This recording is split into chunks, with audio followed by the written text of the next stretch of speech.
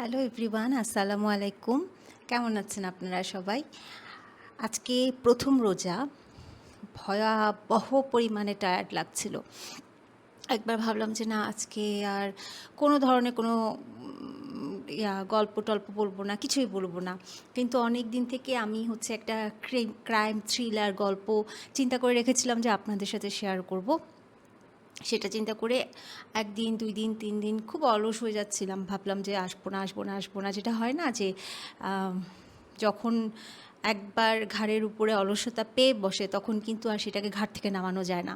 তো এইজন্যই হচ্ছে অলসতার কারণে দিচ্ছি না, দিচ্ছি না, দিচ্ছি না। পরে যখন দেখলাম আজকে থার্সডে, আমার বাচ্চাটাও হচ্ছে বাইরে বসে, বসে টিভি দেখছে। বলে কি, "মা আরেকটু পরে ঘুমাতে যাবো।" তো আমি ভাবলাম কি এতটুকু সময় নষ্ট না করে এই গল্পটা নিয়ে আপনাদের সাথে গল্প করি। আপনাদের কি অবস্থা বলেন তো? রোজা কেমন কাটছে? আমার তো ভয়ঙ্কর টায়ার্ড লাগছে আজকে সারাদিন। খুবই, খুবই, খুবই মাইগ্রেনের পেইন। মাইগ্রেনের পেইন তো খুবই কমন সবার জন্যই। ভয়ঙ্কর মাইগ্রেনের পেইন, আর মাইগ্রেনের পেইন থেকে চোখে ব্যথা, চোখে ব্যথার থেকে হচ্ছে মেজাজ গরম, মেজাজ গরম থেকে এখন সব কিছু আমার একদম মানে তছনছ করে ফেলতে ইচ্ছা করছে। আমি এই ধরনেরই। আমার যখন মেজাজ গরম হয় তখন খুবই মেজাজ গরম দেখাতে ভালো লাগে। তাহ সেই জন্যই হয়তোবা আমি একটু শর্ট টেম্পারড। আমার ধারণা আরকি আমি ভালোই শর্ট টেম্পারড। তারপরে ফার্স্ট রোজা কেমন কাটলো একটু জানাবেন আমাকে কমেন্ট করে। আর আমি তো একটু ক্যামেরা শাই। আমার হচ্ছে ক্যামেরার সামনে কথা বলতে গেলে একটু আমি স্টিফ হয়ে যাই। শুধু কথা বলতে গেলে না, আমি ছবি তুলতে গেলেও স্টিফ হয়ে যাই। আমার একটু প্রবলেম আছে এটা। আমি এরকম গল্প বলতে, বলতে, বলতে একদিন না একদিন হয়তোবা এটা ওভারকাম করে ফেলবো, রাইট? কারণ আমার ভালো লাগে। গল্প বলতে ভালো লাগে। গল্পও ঠিক না, আমি খুব বাচাল প্রকৃতির একজন মহিলা। আমি ভীষণ কথা বলি। কথা বলতে পছন্দ করি। আমি ভয়ঙ্কর, ভয়ঙ্কর কথা বলি। মাঝে, মাঝে কথা বলতে, বলতে আশেপাশের মানুষদেরকে বিরক্ত করে ফেলি। তো আই হোপ যে আমি এই ক্যামেরার সামনে যে স্টিফ হয়ে যাওয়ার ব্যাপারটা, এটা হয়তো ওভারকাম করে ফেলবো। করব আস্তে, আস্তে। তো আপনারা এই ব্যাপারটাকে একটু ক্ষমা সুন্দর দৃষ্টিতে দেখবেন, ঠিক আছে? আমি আজকে থার্সডে নাইটে একটা ক্রাইম রিলেটেড একটা গল্প বলি, হ্যাঁ? অনেক দিন তো হলো যে মানে সারভাইভাল স্টোরি বললাম, ক্রাইম রিলেটেড কিছুই বলি নাই। কারণ ক্রাইম রিলেটেড কিছু বলাটা না উচিত। এটা শুনলে ভয় লাগে, এটা একটা ব্যাপার। কিন্তু এটা থেকে মানুষজন না নিজেদেরকে একটা প্রিপারেশন রাখবে, ব্যাকআপ প্রিপারেশন রাখবে যে কিভাবে এই ঘটনাগুলো ঘটে। আমরা তো অনেক সময় ঘটে গেলেই বলি যে আগে যদি ও জানতো তাহলে হয়তো বা এই ঘটনাটা ঘটতো না, বা এত ট্রাস্ট করা উচিত না। কিন্তু সিচুয়েশনগুলো যদি একবার জেনে রাখি তাহলে অনেকেরই কিন্তু উপকার হয় সোফার আমার মনে হয়। যেমন এখন দেখেন ডেভিলস ব্রেথ বলে একটা ব্যাপার বের হলো না? এখন কিন্তু যে কেউ আমাদের মুখের সামনে এসে আপনারা এই অ্যাড্রেসটা পড়ে দেন তো বললেই কিন্তু আমরা পড়ি না। আমরা কিন্তু এখন এই ব্যাপারে কশাস হয়ে গেলাম। আবার আরেকটা জিনিসও আছে। সেটা হচ্ছে যে ওই যে রাস্তার মাঝখানে হঠাৎ করে রিক্সাওয়ালা রিক্সা দাঁড় করিয়ে দেয়। রিক্সা দাঁড় করিয়ে দিয়ে ঠাস করে নেমে যেয়ে একটা পেপার নিয়ে আসে। আমি তো পড়তে পারি না, একটু পড়ে দেন। এক্স্যাক্টলি এই জিনিসটা আমার সাথে হয়েছিল। আমার মনে আছে আমার তখন উম আমি আ আমি তখন সম্ভবত আ আমি তখন আ আমি তখন কনসিভ করেছিলাম। আমার মনে হয় ২ মাস এরকম ছিল। আমি বুঝতে পারি নাই যে আমি কনসিভ করেছি। তো ভীষণ পরিমাণে ভমিটিং হতো। তো তখন হচ্ছে আমি আর আম্মু একবার স্কয়ার হসপিটালের দিকে যাচ্ছিলাম। আম্মুর বাসা ছিল স্কয়ার হসপিটালের ঠিক পিছনে। আর ওখান থেকে স্কয়ারটা ছিল খুবই কাছে। তো আমরা হচ্ছে একদম যেতে হয়তোবা ১০ মিনিট লাগবে। তো রিকশায় করে যাচ্ছিলাম। হঠাৎ করে রিকশাওয়ালা যখন দেখলো যে একজন অসুস্থ রোগীকে নিয়ে একজন বয়স্ক মহিলা যাচ্ছে, ঠাস করে রাস্তার মাঝখানে করে রিকশা দাঁড় করিয়ে ঠিস করে নেমে গেল। নেমে যাবার পরে একটা কাগজ নিয়ে আসলো। এক্স্যাক্টলি একটা স্বর্ণের বার। একদম স্বর্ণের বার, এরকম ৪ কোনা। সেটার মধ্যে ওই যে ওই রকম সব ওগুলা লিখা যে আম আ কি তোমার সাধন তোমাকে দিয়ে হচ্ছে আমার মেয়েকে দিয়ে হচ্ছে তোমাকে এটা পাঠিয়েছি, তুমি এটা দিয়ে 2টা চেইন বানিয়ে দিবা, একটা আংটি বানিয়ে দিবা, এরকম কয়েকটা অ্যামাউন্টের জিনিস লেখা ছিল। 2 ভরি 2 ভরি 1 ভরি করে বানিয়ে দিবা এরকম। আমি তো নিজে আসতে পারলাম না, ভালো থেকো। আর কি বলে জানি তোমার বৌদি তোমাকে বলেছে, নমস্কার টমস্কার বলেছে এরকম লেখা, কারণ ওই তাঁতিবাজারের দিকে যাচ্ছিলো, এটা বোঝাই যাচ্ছে। তখন রিকশাওয়ালা বলে কি আমি এখন এটা নিয়ে কি করব? তখন আমারও শরীর খারাপ, আম্মুরও হচ্ছে এইসব ক্ষেত্রে আম্মু খুব একটু মানে করে না, মানে বিশ্বাস করে না খুব একটা। তো আম্মু বলে কি যে আবার কি আপনারা কিনে নেন। তখন আমি বলছি ভাই আমি আপনাকে 200 টাকার বেশি দিব না, আমার কাছে 200 টাকার বেশি না। আর এই আম্মু তখন বলে কি না না না না না কী বলতেছিস তুই 200 টাকার বেশি দিব না। হঠাৎ আমার মাথায় আসছে এটা তো ইল্লিগাল জিনিস, রাস্তাঘাটে পড়ে গেছে, যদি আমাকে পুলিশ এসে ধরে নিয়ে যায়, আমি কিন্তু তখন ওসব জানতাম না যে কি বলে জানি এগুলা এক ধরনের সিন্ডিকেট। আমি বললাম যে ভাই আপনার থেকে এটা নিব, নেবার পরে যদি আমার বাসায় পুলিশ আসে, যার জিনিস তার জিনিস তাকে বাবা ফেরত দেওয়ার ব্যবস্থা করেন, আপনি এক কাজ করেন পুলিশের কাছে নিয়ে যান, পুলিশের স্টেশনে পুলিশই ব্যবস্থা করবে।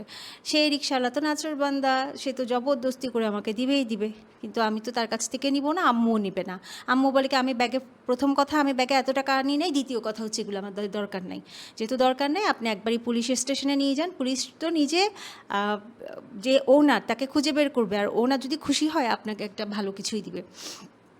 যদি দেওয়ার নিয়ত থাকার, এত বড় একটা গোল্ডের বার, আপনাকে নিশ্চয়ই খুশি হয়ে কিছু একটা দেওয়া উচিত আমার মনে হয়, আপনি যেহেতু করে দিয়েছেন, তাকে খুঁজে দিয়েছেন। সে তখন বলে আচ্ছা ঠিক আছে, মানে সে এখন আরেকটা ছাগল খুঁজতে যাবে আর কি। তো এরকম সিচুয়েশনগুলো কিন্তু একটু একটু হলেও কিন্তু আমরা 2বার চিন্তা করি, তাই না, যে এরকম হতে পারে কি না। সেই জন্য আমি ভাবলাম কি মাঝে মাঝে কিছু ক্রাইম থ্রিলার বলা উচিত। তো আমি আজকে একটা ক্রাইম থ্রিলার বলবো, হোপফুলি আপনাদের ভালো লাগবে। তাহলে শুরু করি। হ্যাঁ, মেইনলি হচ্ছে কি যে এই যে ক্রাইম থ্রিলারটা নিয়ে আমি আপনাদের সাথে কথা বলবো, এটা একটা সিরিয়াল কিলারের গল্প। সিরিয়াল কিলার বলতে যেরকম কিলার অ্যাকচুয়ালি বোঝায়, এই মানে ভদ্রলোক বলতেও এখন আপত্তি লাগছে, মনে হচ্ছে কি এটাকে কীভাবে ভদ্রলোক বলবো, ইনি তো আসলে সিরিয়াল কিলার, সে তো আর ভদ্রলোক হয় না, অভদ্রলোক। আচ্ছা অভদ্রলোকই বলি। এই অভদ্রলোক হচ্ছে আপনার ভীষণ চার্মিং দেখতে, হ্যান্ডসাম একটা ছেলে, মানে ছেলেরাও হচ্ছে তার দিকে তাকালে ভাবতো কি এত সুন্দর ইনোসেন্ট চেহারা, এটা তো বেশ ভালোই, মানে অন্য নেগেটিভ কোনো চিন্তাই আসবে না, মানে ইনোসেন্ট চেহারা, ইনোসেন্ট কথা বলা এবং দুর্দান্ত পরিমাণে কমিউনিকেশন স্কিল, মানে সে সবাইকে তার কথার জালে ফেলে একদম মন্ত্রমুগ্ধ করে ফেলতে পারতো। কিন্তু তার তো লাইফের পেছনে একটা ভীষণ পরিমাণে একটা অন্ধকার জগৎ ছিল, তাই না? এই অন্ধকারের ভিতরেই ছিল কিন্তু তার গল্পটা। আর এই অন্ধকার থেকে তো আমরা জানতে পারবো যে আসলে সতর্ক কিভাবে থাকতে হয় না থাকতে হয়। তো আজকে আমি আপনাদের জন্য একটা অপরাধের গল্প নিয়ে আসলাম, যেন আমরা বুঝতে পারি, শিখতে পারি। সো হ্যালো এভরিওয়ান, আসসালামু আলাইকুম, welcome to my channel Nitu presents Echoes of reality. আজকে আমি বলবো এমন একজনকে নিয়ে যাকে প্রায় মোটামুটি ক্রাইম থ্রিলার যারা শুনে আসছি, হ্যাঁ, তারা মোটামুটি তার নামটা জানি। আমার সো ফার মনে হয় জানার কথা, কারণ তিনি ভয়াবহ পরিমাণে কিন্তু একটা সেক্টর দিয়ে ফেমাস। হ্যাঁ, আপনারা হয়তো নাম জেনে থাকবেন, কিন্তু আমি কিছু কিছু ইনফরমেশন দিব যা হয়তো আপনারা আগে কখনো শুনেন নাই। তো আজকে যে ক্যারেক্টার নিয়ে কথা বলবো, হ্যাঁ, এটা একটা পারফেক্ট ওনার নাম হতে পারে। অভদ্র লোকের কথা বলবো। সেই অভদ্র লোক হচ্ছে আপনার আমেরিকার সবচাইতে কুখ্যাত সিরিয়াল কিলারদের একজন। তার নাম ছিল টেড বান্ডি। তাকে একজন বলা যায় না, বরং বলা যায় অন্যতম কুখ্যাত। হ্যাঁ, টেড বান্ডি আমেরিকার মধ্যে সবচাইতে ভয়ঙ্কর সিরিয়াল কিলারদের একজন ছিল, এবং সে মানে মিশনে বেরই হতো তার মানে দেশের সবচাইতে সুন্দর দেখতে এবং ব্রাইট হচ্ছে মেয়েদের মেরে ফেলার জন্য। তার পার্সোনালিটি এত বেশি ক্যারিসমেটিক ছিল যে তার কাছের ফ্রেন্ডসরাও কিন্তু তাকে নিয়ে খুব মানে কনফিউজ ছিল। পরবর্তীতে যখন জানা যায় যে সে অ্যাকচুয়ালি কী করেছে, তার কাছের ফ্রেন্ডসরাও কিন্তু কনফিউজড হয়ে গেল যে না না এটা কি হতে পারে, মানে তার ক্যারেক্টার, তার মানে পার্সোনালিটি অন্য টাইপের ছিল। নট অনলি তার কাছের ফ্রেন্ডরা, ইভেন পুলিশরা বা তাকে ধরার পরেও তারা বিশ্বাস করতে পারে না। আবার সে পার্ট অফ দ্য পুলিশ। মানে গল্পটা যখন পুরোপুরি শুরু করব তখন হচ্ছে জানতে পারলে বুঝতে পারবেন যে সে কী চিজ ছিল আর কি। মানে একটা মানে মানে একটা কি বলবো, সে সিরিয়াল কিলার, তো মানে সে সব দিক থেকে তাকে নিজেকে পারফেক্ট করলো কিলিংয়ের জন্য। তো সে হচ্ছে মোটামুটি মানে ধরে নেওয়া হচ্ছে যে ২০ জন মেয়েদেরকে খুন করেছে, বাট পরবর্তীতে সে কিন্তু স্বীকার করে ৩৬ জনের মতো সে মানে তরুণীদেরকে খুন করেছে। পরবর্তীতে অনেক সাইকিয়াট্রিস্ট হচ্ছে তার সাথে কথা বলে সমস্ত কিছু ইয়াটিয়া করে বুঝতে পারলো যে না, সে ২০ও না ৩৬ও না, সে ১০০-র উপরে হচ্ছে হয়তো বা মেরে ফেলেছিল, মেয়েদেরকে হত্যা করেছিল আর কি। তো এই যে সিরিয়াল কিলারের যে মামলাটা, এটা না ২টা সেক্টরের কারণে কিন্তু ভয়াবহ পরিমাণে ফেমাস হয়ে গিয়েছিল। একটা হচ্ছে এই একটা মাত্র ক্রিমিনাল কেস, যেটা হচ্ছে আমেরিকার মধ্যে প্রথমবারের মতো টেলিভিশনের মধ্যে একদম লাইভ করেছিল, মানে লাইভ হচ্ছে টেলিকাস্ট করেছিল, যে মামলাটা যখন চলছিল তখন লাইভ দেখাচ্ছিল। আর সবচাইতে হাস্যকর ব্যাপার হচ্ছে যে এই টেড বান্ডিরও কিন্তু একটা ফ্যান্স ক্লাব ছিল। তার ভয়াবহ পরিমাণে কিন্তু ফ্যান ছিল, কারণ সে তো দেখতে ভীষণ পরিমাণে হ্যান্ডসাম, এবং সে হচ্ছে তার হচ্ছে কথা বলা, তার হাসি, সমস্ত কিছু কিন্তু খুব অন্যরকম ছিল। আপনাদের কি মনে আছে হলি আর্টিসানে যখন একটা ভয়ঙ্কর একটা ঘটনা ঘটে গিয়েছিল? আমি না বলি কারণ ওইটা আমার খুব ট্রমাটাইজড করে ফেলে। তো ওই সময় যে ক্রিমিনালগুলোকে ধরা হয়েছিল ওখান থেকেও কিন্তু ফ্যান ক্লাব হয়েছিল। মানে আমার না মাথায় আসে না যে আমরা কি দেখে মানে আমাদের মধ্যে কি চলে, মানে আমাদের বলতে বুঝাচ্ছি যারা ফ্যান ক্লাবটা করে আর কি। এনিওয়ে, তো আমরা তাহলে টেড বান্ডির যিনি সিরিয়াল কিলার, অভদ্র কুখ্যাত যে সিরিয়াল কিলার আছেন আমেরিকার, তার হচ্ছে গল্পের ভিতরে ঢুকে যাই। তো প্রথমে আমরা হচ্ছে সিট বেল্ট বেঁধে একদম হাইওয়ে স্পিডে স্টার্ট করে দিই। ফার্স্টেই জানি টেড বান্ডির একদম চাইল্ডহুডটা নিয়ে আগে কথা বলি। তো যখন টেড বান্ডি একদম বেবি ছিল, একদম ছোট ছিল, তার জন্ম হয়েছিল মেনলি 24 নভেম্বর 1946-এ। আর যে এলাকাতে তার জন্ম হয়েছিল সেটা হচ্ছে বার্লিংটনে। হ্যাঁ, বার্লিংটনে তার জন্ম হয়েছিল, এবং তার নাম রাখা হয়েছিল সেই সময়, তার বাবা মা তার নাম রেখেছিল থিওডোর রবার্ট বান্ডি। আর টেড বান্ডি যখন জন্ম নিয়েছিল, অ্যাকচুয়ালি সে হচ্ছে কোনো বাসায় বা হসপিটালে বা ক্লিনিকে জন্ম নেয় নাই। সে অ্যাকচুয়ালি এমন একটা জায়গায় জন্ম নিয়েছে সেখানে শুধুমাত্র যে সেই সব মেয়েদের বাচ্চা হয় যাদের বাচ্চারা হচ্ছে সমাজ থেকে স্বীকৃতি পায় না। হ্যাঁ, আমি নিশ্চয়ই বোঝাতে পেরেছি ব্যাপার। টেড বান্ডির মেনলি জন্ম হয়েছিল ভারমন্টের এলিজাবেথ লন্ড হোম ফর আনওয়েডেড মাদার্স, এই জায়গাটাতে। এখানে যেই সব মেয়েদের বিয়ে হয় না তারা মেনলি তাদের বাচ্চাদেরকে ডেলিভারি দিয়ে থাকে। অ্যাকচুয়ালি সোসাইটিতে তো সে যেই মুভমেন্টে হয়েছিল 1946-এ, তখন তো আসলে আনওয়েডেড মাদার্সদের বাচ্চা হবে এই জিনিসটা তো অ্যাকচুয়ালি তখনও মানে ছিল না, তখনও তো অ্যাকসেপ্ট করে নেওয়া হতো না সোসাইটির মধ্যে আর কি। তো টেড বান্ডির নানা নানি যিনি ছিলেন, যারা ছিলেন, তারা হচ্ছে সমাজের মধ্যে যাতে করে, সোসাইটির মধ্যে যাতে করে তাকে হচ্ছে মানে আনওয়ান্টেড চাইল্ড বলে কোনো ধরনের কোনো কলঙ্ক দেওয়া না হয়, ইভেন তার মাকেও যাতে কলঙ্ক দেওয়া না হয় সেজন্য। আচ্ছা, এখানে আরেকটা জিনিস বলতে ভুলে গিয়েছি, টেড বান্ডির মায়ের নাম ছিল লুইস। হ্যাঁ, লুইসের বাবা মা তখন সিদ্ধান্ত নিয়েছিল যে টেড বান্ডিকে সবার কাছে গিয়ে বলবে যে টেড হচ্ছে তাদের নিজের সন্তান, টেডকে তারা হচ্ছে হসপিটাল থেকে অ্যাডপ্ট করেছে, অথবা তারা বলবে কি যে তাদের বাচ্চা, এটা নিজেদের বাচ্চাই হয়েছে। আর লুইসকে বলবে যে লুইস হচ্ছে টেডের বড় বোন, সেই হিসেবে সবার কাছে পরিচয় দিবে। তো টেড তো ছোট্টবেলা থেকে মনে করতো যে তার মা অ্যাকচুয়ালি তার বড় বোন, আর তার নানা নানি অরিজিনালি যারা, তারা হচ্ছে তার বাবা মা। তো এই বিভ্রান্তিকর পরিবেশেই মেনলি সে বড় হয়ে উঠেছিল। তো যখন সে ছোট ছিল তখন তার পরিচয় তো সে জানতো না, আসল পরিচয় তো জানতো না। তো একটু মানে যখন সে টিনেজে আসলো তখন সে মোটামুটি জানতে পারলো যে অ্যাকচুয়ালি তার বড় বোন বলে সে যাকে এতদিনে জেনে আসছে সে হচ্ছে তার আপন মা, আর যাদেরকে সে বাবা মা জেনে আসছে তারা হচ্ছে তার বাবা মা না, তারা হচ্ছে তার নানা নানি। তো 4 বছর বয়সে লুইস হচ্ছে টেডকে নিয়ে ওয়াশিংটনের টাকোমায় চলে যায় যে, এবং ওখানে যে জনি বান্ডি বলে একজন কুক ছিলেন, সেই কুককে সে বিয়ে করে। সে কুক আবার মিলিটারি কুক ছিল, মানে মিলিটারিদের জন্য সে রান্না বান্না করতো। তো জনি পরবর্তীতে টেডকে কিন্তু তার নিজের সন্তান হিসেবে অ্যাডপশন নেয়, এবং টেড একদম মানে হিসেবে মানে কি বলবো, টিনেজ না হওয়া পর্যন্ত কিন্তু জানতে পারে নাই যে তার অ্যাকচুয়ালি পরিচয়টা কি, বা জনকে বা জনিকে বা তার লুইসকে, কোনো কিছুই।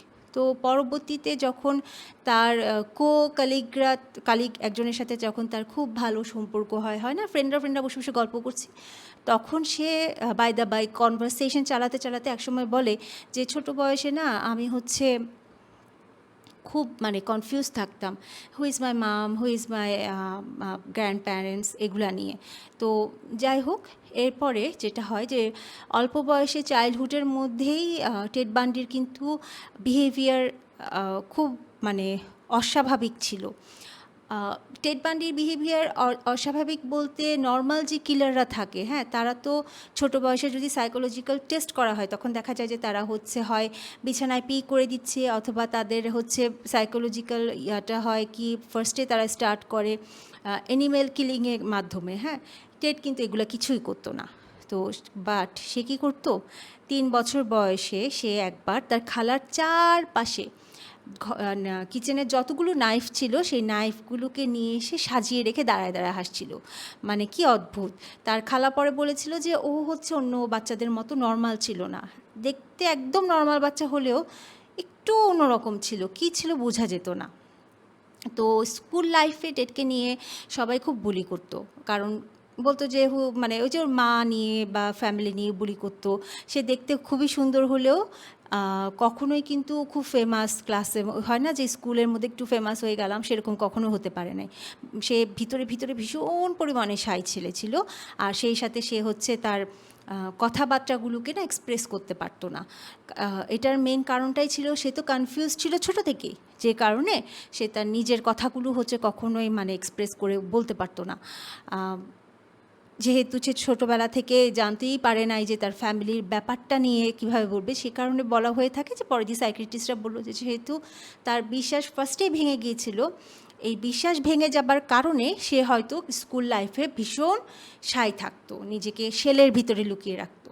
তো ঠিক স্কুল থেকে কিন্তু ছোট ছোট অপরাধের মধ্যে জড়িয়ে পড়েছিল। স্কুল লাইফ মানে কি ওই যে টিনেজে আসতে আসতে।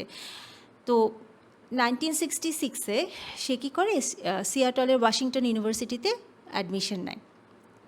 অ্যাডমিশন নেওয়ার পরে সে কী করে, তার লাইফটা একদম টোটালি সেই মোমেন্টে চেঞ্জ হয়ে যায়। সেখানে সে হয়ে যায় হঠাৎ করে আউট অফ নো ওয়্যার, সে হচ্ছে সবার চোখে পড়া শুরু করে। টিচাররা কোয়েশ্চেন করছে, সে সবার আগে অ্যান্সার দিচ্ছে, খুব বেশি সে হচ্ছে মানে মেধাবী হয়ে একটা হয়ে গেল। সব মানে প্রফেসররা তাকে দেখতেছে, স্টুডেন্টরা দেখছে, বলে কি দেখতে যেমন সুন্দর ঠিক সেরকম তার হচ্ছে মানে পার্সোনালিটি, সেরকম মেধাবী একটা ছেলে হয়ে উঠলো হঠাৎ করে। এবং যেহেতু তার ফেসটা এত বেশি ইনোসেন্ট এবং এত বেশি সুন্দর, তার যে একটা মানে ভিতরে ভিতরে যে একটা শূন্যতা ছিল, একটা মানে খালি খালি ভাবটা ছিল, সেটা কিন্তু সে তার beautiful face with a criminal smile দিয়ে কিন্তু হাইড করে ফেলতো। তো সেই সময়ে যখন সে ইয়াং ছিল, সেই সময় সে কিন্তু গাড়ি চুরি থেকে শুরু করে মানে স্কির যে সরঞ্জামগুলো থাকতো সেগুলো চুরি করে ধরাও পড়েছিল। ছোটোখাটো চুরি টুরি করতো সে। এরপরে সে হচ্ছে ওয়াশিংটন ইউনিভার্সিটিতে ভর্তি হলো। ওয়াশিংটন ইউনিভার্সিটিতে ভর্তি হবার পরে সে যখন খুব ভালো করা শুরু করলো, এই সময় তার সাথে একটা মেয়েকে তার ভালো লাগা শুরু করলো। তার মেয়েটার নাম ছিল স্টেফানি ব্রুকস।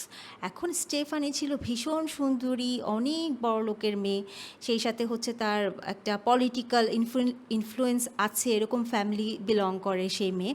তো বান্ডি কেন জানি তার প্রতি খুব মানে হয়ে গেল, আসক্ত হয়ে পড়ে। কিন্তু স্টেফানি তখন তাকে খুব একটা পাত্তা দিত না। খুব যে মানে দিত না তা না, আবার স্টেফানি আবার পাত্তাও দিত। তো বান্ডি তখন মনে করতো কি যে এই মেয়ের সাথে তার হচ্ছে যদি রিলেশনশিপ হয় তাহলে সেক্ষেত্রে তো সে পলিটিক্যালিও একটা পাবে, মানে একটা ইনফ্লুয়েন্স ইউজ করতে পারবে। তো একসময় স্টেফানি তাকে লিভ করে ছেড়ে দেওয়ার কারণে বান্ডি তার প্রতি আরও বেশি আসক্ত হয়ে পড়লো। এবং বলা হয়ে থাকে যে নার্সিসিস্টদের কাছে না মানে হচ্ছে আরও চেষ্টা করো। তো সে তার প্রেমিকাকে ফিরে পাওয়ার জন্য টেড বান্ডি সেই সময় পলিটিক্স নিয়ে পড়াশোনা করা শুরু করলো এবং বাই দ্য বাই সে ল নিয়ে পড়াশোনা শুরু করলো এবং রিপাবলিক পার্টিতে সে হচ্ছে খুব তাড়াতাড়ি করে একটা মানে সেন্টার অফ অ্যাট্রাকশন হয়ে উঠলো। তো ইন দ্য মেইন টাইম বান্ডির লাইফে তখন আরেকজন আসেন, তার নাম হচ্ছে এলিজাবেথ কেন্ডাল। বান্ডি আর এলিজাবেথ কেন্ডালের প্রথম দেখা হয় 1969 অক্টোবরে, তো সিয়াটলের একটা বারে। এলিজাবেথ ছিলেন মেনলি 24 ইয়ার্স ওল্ডের একটা ডিভোর্সড উইথ সিঙ্গল মম, আর ওয়াশিংটন ইউনিভার্সিটিতে মেনলি সে কাজ করত। আর টেড বান্ডি তখন 22 ইয়ার্স ওল্ডের একটা ছেলে ছিল। তো খুব দ্রুতই তাদের মধ্যে সম্পর্ক গড়ে ওঠে। এলিজাবেথ তাকে নিজের অ্যাপার্টমেন্টে নিয়ে যায়। তো নিয়ে যাবার পরে একদিন হচ্ছে এলিজাবেথ সকালবেলা ঘুম থেকে উঠে দেখে কি টেড বান্ডি হচ্ছে তার মেয়ে মলির জন্য প্যানকেক বানাচ্ছে। বাস তারপরে তো এলিজাবেথ খুব খুশি হয়ে যায়, বলে কি আমি তো সাথে সাথে প্রথম দিনই তার প্রেমে পড়ে গেলাম যে এত হাম্বল একটা ছেলে, যার হচ্ছে সে আমাকে একেবারে মানে এত ভালোবাসে যে সে হচ্ছে আমার মেয়েকেও নিজের মেয়ে হিসেবে নিয়ে নিল। তো সময় গড়াতে থাকলো। এলিজাবেথ খেয়াল করলো যে টেড বান্ডির মধ্যে কিছু অদ্ভুত অদ্ভুত আচরণ লক্ষ্য করা যাচ্ছে। যেমন বান্ডি রাতের বেলা টর্চ লাইট নিয়ে কম্বলের নিচে রেখে তাকে দেখতো, কিংবা মলির সাথে খেলতে গিয়ে খুব অস্বাভাবিক আচরণ করত। তো তারপরও এলিজাবেথ এবং মলি হচ্ছে এলিজাবেথের মেয়ে, দুজনেই বান্ডিকে খুবই তাড়াতাড়ি হচ্ছে মানে আপন করে নিল এবং তাদের একটা ফ্যামিলি রিলেশনশিপ শুরু হয়ে গেল সিরিয়াসভাবে। 1970 ফেব্রুয়ারিতে তারা কী করলো, বিয়ে করার জন্য লাইসেন্সও নেয়। কিন্তু এর কয়েকদিনের মাঝখানে টেড কী করে, ইচ্ছাকৃতভাবে একটা ঝগড়া লাগিয়ে দেয়। ঝগড়া লাগিয়ে সাথে সাথে হচ্ছে লাইসেন্সের যে পেপারটা থাকে সেটা একদম ছিঁড়ে টুকরো টুকরো করে ফেলে দেয়। ফলে তাদের কখনোই বিয়ে হয় নাই। আর তাদের ভিতরে যে রিলেশনশিপটা ছিল সেটা পুরো টক্সিক একটা রিলেশনশিপ হয়ে গিয়েছিল, যেন মনে হতো যে মানে একটা সাইকোপ্যাথের সাথে রিলেশনশিপ হলে যেরকম হয়। তো 2 বছর পরে এলিজাবেথ হঠাৎ করে প্রেগনেন্ট হয়ে যায়, কিন্তু বান্ডি হচ্ছে তাকে একদম পুশ করে জোর করে তাকে হচ্ছে অ্যাবর্শন করায়। আর যখন জানতে চাইতো যে তুমি কেন এরকম করেছো, তখন বলতো কি যে এলিজাবেথ যাতে আমাকে কাজ করে আমার ল স্কুলে টিউশন ফিটা জোগাড় করে দেয়। How funny. তো 1973 টেড বান্ডি যে একদম ফার্স্ট একটা গার্লফ্রেন্ড ছিল না, সে হচ্ছে স্টেফানি ব্রুকসের সাথে তার আবার কোনোভাবে তার হচ্ছে আবার হচ্ছে একটু যোগাযোগ হবার পরে তারা দেখা করা শুরু করে। কিন্তু তখনও কিন্তু এলিজাবেথের সাথে তার কিন্তু রিলেশনশিপ ছিল, এবং এলিজাবেথ এবং স্টেফানি ওরা কিন্তু দুজনের ব্যাপারে কি জানতো না। তো ও ডাবল টাইমিং করা শুরু করলো, একবার ওর সাথে দেখা করতো, একবার এর সাথে থাকতো। তো কিছুদিন যাবার পরে একদম ক্লাসিক নার্সিসিস্টদের মতো স্টেফানিকে সে প্রপোজ করলো। স্টেফানিকে প্রপোজ করার পরে স্টেফানি দেখলো যে হ্যাঁ ও তো খুব মানে ভালোই করতেছে, ভালো একটা মানে লাইফ পার্টনার হতে পারবে।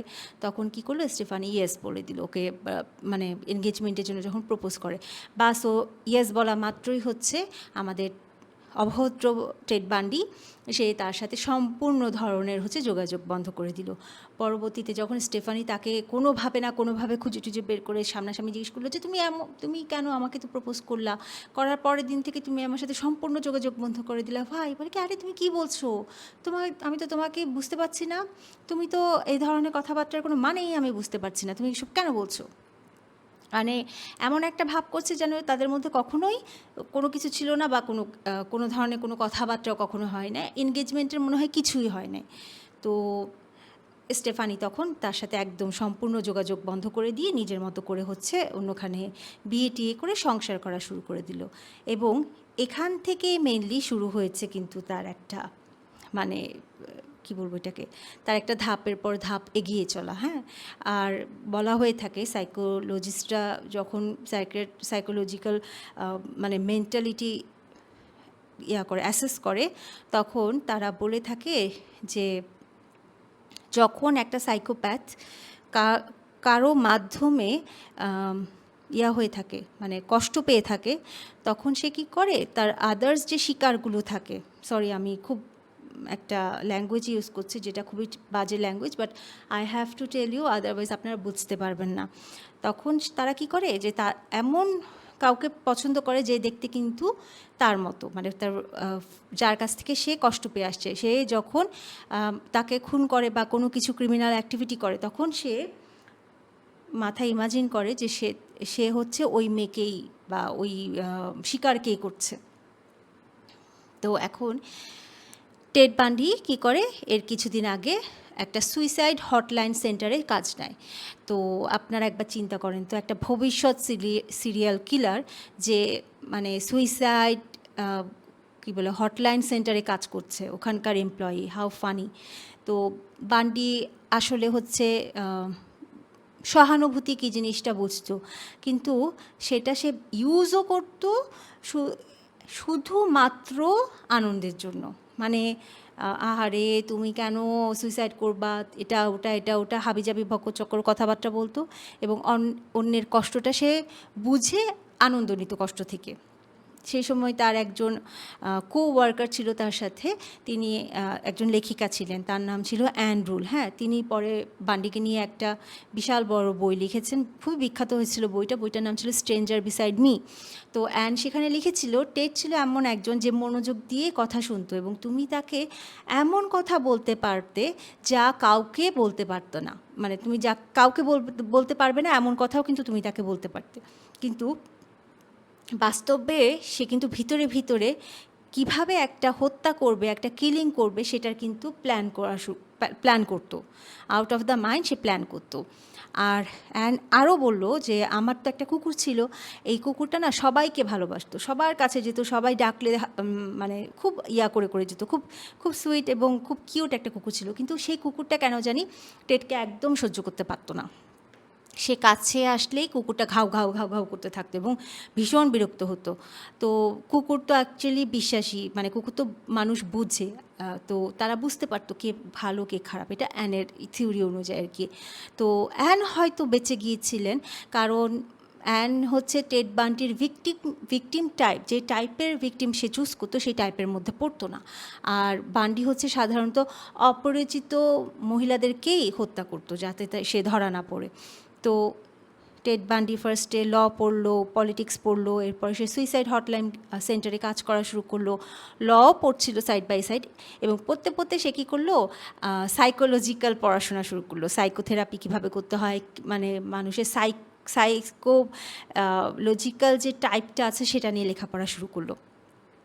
কারণ সে চাইতো মানুষকে আরও ভালোভাবে কীভাবে নিয়ন্ত্রণ করা যায় এটা শিখতে। তো 1972-তে সে হচ্ছে একদম পুরোপুরি পলিটিক্সে জড়িয়ে পড়লো। গভর্নর ড্যান ইভান্সের একদম যখন হচ্ছে নির্বাচন হচ্ছিল, সেই নির্বাচনের যে প্রচারণার যে কাজটা থাকে সেই কাজগুলো সে করতো, এবং বান্ডির কাজই ছিল যে তার অপোজিশন পার্টিরা যারা বক্তৃতার জন্য যে গোপনে হচ্ছে কি প্ল্যান করছে সেগুলো চুপচাপ হাইড করে শুনে এসে ইভান্সকে জানাতো যে কীভাবে ওদেরকে হারানো যাবে। তো এখন আসি আমাদের বান্ডির হচ্ছে ভিকটিমদের কাছে। তো ভিকটিমরা মেনলি, টেড বান্ডির ভিকটিমরা মেনলি দেখতে কিন্তু অনেকটাই স্টেফানি ব্রুকসের মতোই ছিল।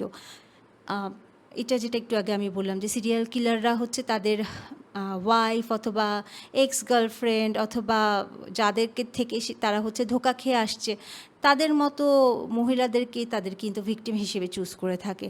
আর টেড বান্ডির ক্ষেত্রেও এক্স্যাক্টলি সেটাই হয়েছে, তার ভিকটিমরা দেখতে অনেকটাই স্টেফানি ব্রুকসের মতো। ইভেন তার যে তখনকার গার্লফ্রেন্ড ছিল এলিজাবেথ কেন্ডাল, স্টেফানি, সেও দেখতে কিন্তু তার হচ্ছে যে এক্স গার্লফ্রেন্ড ছিল তার মতোই দেখতে। স্টেফানি ব্রুকসের মতো আর কি। তো 4 জানুয়ারি এই যে এখান থেকে মেনলি তার হচ্ছে একের পর এক ক্রাইম শুরু হলো। ফার্স্ট সে শুরু করলো যখন, সেটা ছিল 4 জানুয়ারি 1974, সিয়াটলের ইউনিভার্সিটি ডিস্ট্রিক্টে ক্যারেন স্পার্কস বলে একজন থাকতেন। তো তিনি হচ্ছে তার নিজের বাসায় যখন রাতের বেলা ঘুমাচ্ছিল, তখন টেড বান্ডি তার ঘরের মধ্যে জানালা দিয়ে ঢুকে বিশাল বড় একটা রড দিয়ে মাথার মধ্যে আঘাত করে, এবং সেই রড দিয়ে এমনভাবে তাকে মারে যে একদম ব্লাডার পর্যন্ত তার হচ্ছে ছিদ্র হয়ে গিয়েছিল। 20 ঘন্টা পরে তার রুমমেটটাকে একদম সেন্সলেস অবস্থায় খুঁজে পায়। মেরে টেরে টেড বান্ডি পালিয়ে যায় কিন্তু জানালা দিয়ে, এবং যখন তাকে সেন্সলেস অবস্থায় পায় তিনি কিন্তু বেঁচে ছিল, কিন্তু তার পার্মানেন্টলি তার হচ্ছে মাথার মধ্যেই বাড়ি খাওয়ার কারণে তার হচ্ছে একদম মানে হিয়ারিং শুনতে পেত না, তার চোখে দেখাটা একদম বন্ধ হয়ে গিয়েছিল, এবং ধরেই নেওয়া হতো যে ক্যারেনই ছিল টেড বান্ডির ফার্স্ট ভিকটিম। তো এর ঠিক 1 মাস পর ফেব্রুয়ারি 1974-এ টেড বান্ডি হচ্ছে মানে আনুষ্ঠানিকভাবে ফার্স্ট যে ভিকটিমকে ভিকটিমাইজ করে সেটা ছিল লিন্ডা অ্যান হিলি। তিনি ছিলেন ওয়াশিংটন ইউনিভার্সিটির খুব ফেমাস একটা ছাত্রী, এবং সে ছিল লোকাল মানে ন্যাশনাল একটা রেডিওতে সে হচ্ছে ওয়েদার টেলিকাস্ট করতো এবং স্কি রিপোর্টিং করতো।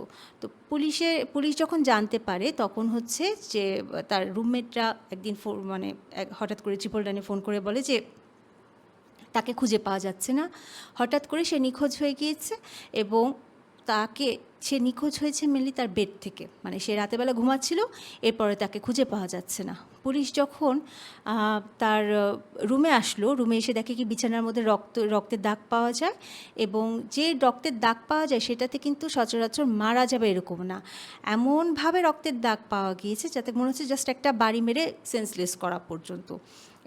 সেই সাথে হচ্ছে তার নাইট গাউন, তারপর আলমারিতে হচ্ছে তার যে কাপড় চোপড় ছিল সেগুলোতে শুকনো শুকনো রক্তের ছোপ ছোপ দাগ লাগা ছিল, কিন্তু তার হচ্ছে বালিশের কাভার, কিছু ব্যাকপ্যাক, এরকম জিনিসপত্র নিখোঁজ ছিল। তো স্পষ্ট বোঝা যাচ্ছিল যে মানে প্লেস অফ অকারেন্স দেখে যে প্রথমে যে ওকে অ্যাটাক করেছিল সে হচ্ছে ফার্স্টে তাকে সেন্সলেস করে, এরপর হচ্ছে তার হচ্ছে সেন্সলেস করার কারণে তার মাথার মধ্যে যখন আঘাতটা দেয় তখন ব্লাড বের হয়, ব্লাড বের হবার পরে তার কাপড় চেঞ্জ করে তাকে নতুন কাপড় পরিয়ে মানে করে নিয়ে যায় কোনো এক জায়গায়।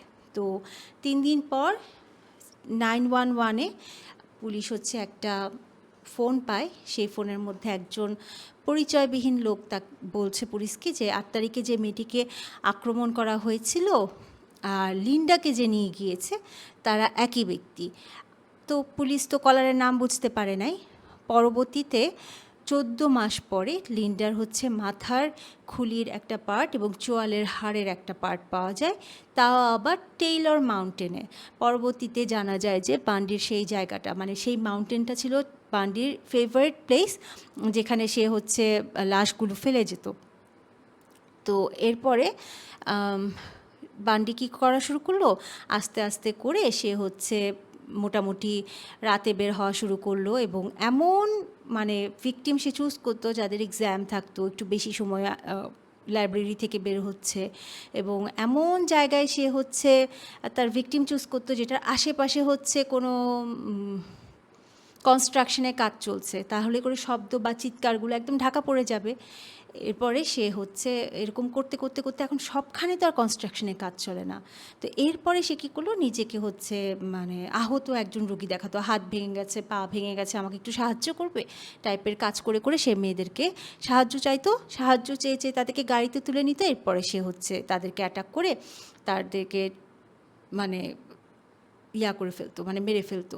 আর এগুলো যখন করতো তখন সে কী করতো, একটা টার্টেল নেকের পরতো, টার্টেল নেকের একটা মাফলারের মতো পরতো, যাতে করে তার গলায় একটা তিল ছিল, সেই চিহ্নিত তিলটা যাতে ঢেকে যেত, কারণ যদি কেউ মানে পালিয়ে যায় তাহলে তো তাকে খুঁজে পেতে ইজি হয়ে যাবে।